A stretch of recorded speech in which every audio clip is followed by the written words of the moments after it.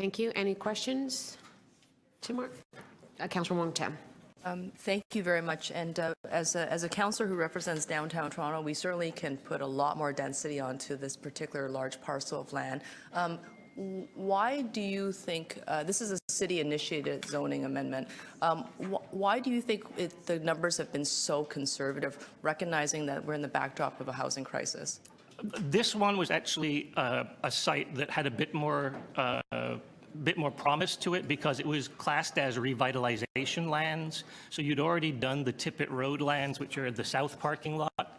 There'd been a lot of groundwork done. I think staff were trying their best to do stuff at a pretty rapid pace after the last election, and how they decided to fast track these sites was to make them conform to existing zoning in a lot of cases, and sometimes that existing zoning doesn't really work for the kinds of density you need to make affordable housing construction work in 2020. And Alexi can speak to that maybe a little bit more.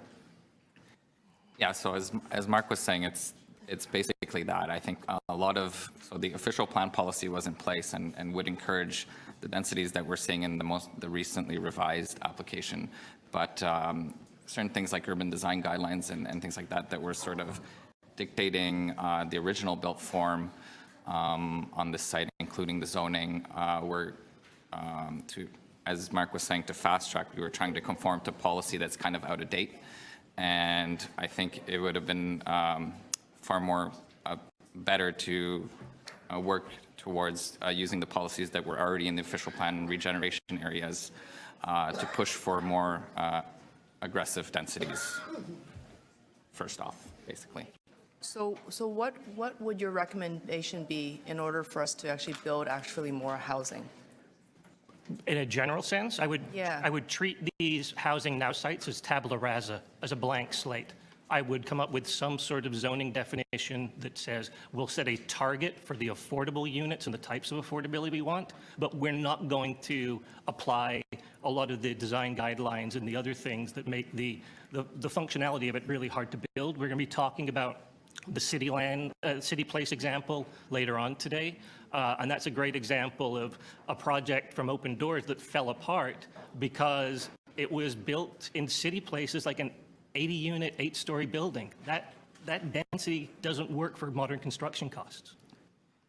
And so with respect to the actual number of units out of the 1,500 units that will be deeply affordable, so that of below market rent, well below market rent. Well below market. So there are a couple of different ways for us to get there. In this example, if you look at the chart there, we've got 488 that are listed as affordable. We put the affordable buildings at the top of the tower, not because we expect them to be penthouse units, but if you cut height and density, the first thing you lose are those affordable units. That's what happened at 80 Dale, right? So those units, there's 380 or 488 in the current plan right now. I believe 10% of those are supposed to be more deeply affordable, but depending on who the affordable housing operator is that you partner with, you could also be bringing all of the new portable housing vouchers, rent subsidies to these buildings.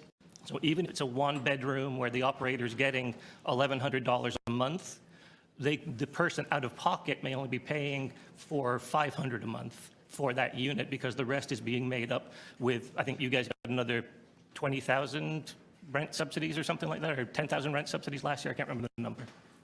And with respect to the number that's that will be accessible, I think that as we have an aging population, as we recognize that many of the people who will want to, who most likely, if they end up in affordable housing, they're going to want to stay in affordable housing, even as they age and get older. We don't want to have to move them out and not live independently. The quantum is relatively modest, and I think the requirement right now is 10% of I think it's 10% of total units. 10% of total units. I think. Yeah, and it has to be spread out through the amount of unit, unit mix. Do you think that number should be higher, given the demographics that we're going to be working with? The number should probably be higher, but what are you willing to trade for it? If you look at this example here, this sort of shows that Mayan pyramid step-back design that the city planners seem to prefer here in Toronto. Every time we step back, the units become more expensive above it and they become more space constrained. If you want more units that are wheelchair accessible, you need to have wider doorways and bigger floor plates. So rather than going up 4 stories or 3 stories and stepping back, if you let them go up 8 stories before a step back, we have a bigger floor plate to create more accessible units. Okay. So these things are positive, but you can't get them without trading something else away. Okay. Thank you very much. Thank you. Just one quick question, Yep. Mark. Are you aware that the 40,000 units is not a target of the housing now, but of our housing plan? Correct. Okay. We're aware of that, but we expect that these giant lazy land sites are going to need to carry a lot of that burden. That you expect well. And everything we say about these sites applies to inclusionary zoning as well. Yeah. If you want inclusionary zoning, you're going to have to make some of these other constraints more flexible to make the math work. Yeah. Sounds good. Okay. Any other questions?